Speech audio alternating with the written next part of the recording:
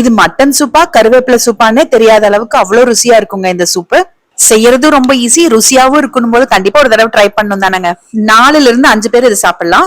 ஒரு 2 கைப்பிடி அளவுக்கு கருவேப்பிலை எடுத்து நல்லா வாஷ் பண்ணி குக்கர்ல சேர்த்துக்கலாம். கருவேப்பிலை இன்னும் நல்லா எலசா இருந்தா ரொம்ப டேஸ்டா இருக்குங்க. 2 ஸ்பூன் அளவுக்கு பாசி பருப்புங்க, பொங்கலுக்கு போடுவோம் பாருங்க, சிறு பருப்புன்னு சொல்லுவோம்.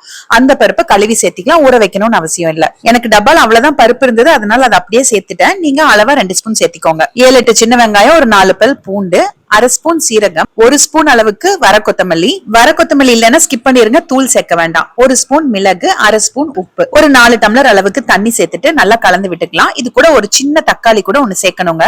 தக்காளி நிறைய சேர்த்தோம்னா தக்காளி டேஸ்ட் தான் டாமினேட் பண்ணும். அதனால ஒரு குட்டி தக்காளி மட்டும் கட் பண்ணி சேர்த்திக்கலாம். நல்லா கலந்து விட்டுட்டு குக்கர் மூடி ஒரு 5 விசில் விட்டு எடுத்துக்கோங்க. நல்லா ஆறினதுக்கு அப்புறமா ஓபன் பண்ணிட்டு தண்ணி அளவா இருந்ததுன்னா அந்த தண்ணியோடவே மிக்சியில சேர்த்திக்கோங்க. இல்லைன்னா கொஞ்சம் தண்ணியை வடிச்சிட்டு சேர்த்திக்கோங்க. அந்த தண்ணியை கடைசியில அந்த சூப்போட சேர்த்திக்கணும். நிறைய தண்ணியோட மிக்சியில போட்டீங்க அப்படின்னா ஃபுல்லா தெரிச்சு வெளியில வரும். அது சூடா இருந்தா மேல எல்லாம் தெரிச்சிருங்க. நல்லா சூப் வடிகட்டுறதுல வடிகட்டிக்கோங்க. கொஞ்சம் பெரிய ஓட்டை இருக்கிறதுல வடிகட்டிக்கோங்க. இந்த சக்கைய திருப்பி இன்னொரு தடவை மிக்சி ஜார்ல போட்டுட்டு கொஞ்சம் தண்ணி ஊத்திட்டு நைஸா அரைச்சிட்டு திருப்பி ஒரு தடவை வடிச்சுக்கலாம்.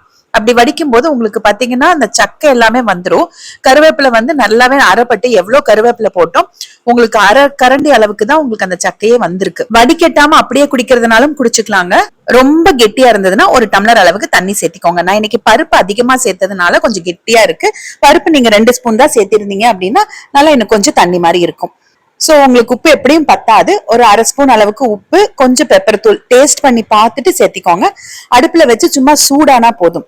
குடிக்கிற சூடு ஆனதுமே அப்படியே நீங்க பவுல் ஊத்தி சர்வ் பண்ண வேண்டியதுதான். வேணும்னா கார்ன் சிப்ஸ் மேல தூவிட்டீங்கன்னா இன்னும் சூப்பரா இருக்குங்க. ஒரு தடவை ட்ரை பண்ணிட்டு எனக்கு நீங்க கமெண்ட்ல எப்படி இருந்ததுன்னு சொல்லுங்க.